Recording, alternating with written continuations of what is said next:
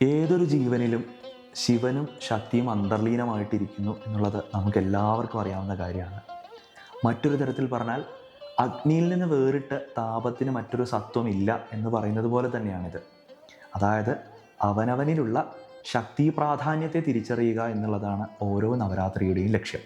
ഒരിക്കൽ കൈലാസത്തിൽ വെച്ച് ഭഗവാൻ മഹാദേവൻ മഹാകാളിയോട് സ്ത്രീജന്മത്തിൻ്റെ പവിത്രതയെപ്പറ്റി പറഞ്ഞു കൊടുക്കുകയായിരുന്നു.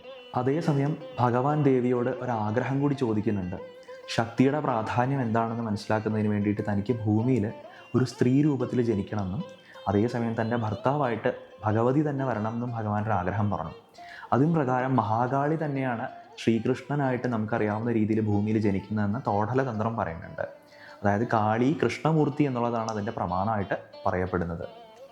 ഇനി അതേസമയം മഹാദേവൻ ഭൂമിയിൽ ജനിക്കുന്നത് രാധാദേവിയായിട്ടും ഭഗവാന്റെ അഷ്ടമൂർത്തികൾ രുക്മിണി, സത്യഭാമ, ജാമ്പവതി തുടങ്ങിയിട്ടുള്ള രൂപങ്ങളിൽ പത്നിമാരായിട്ടും ഒപ്പം വസിക്കുന്നു എന്നുമാണ് സങ്കല്പം.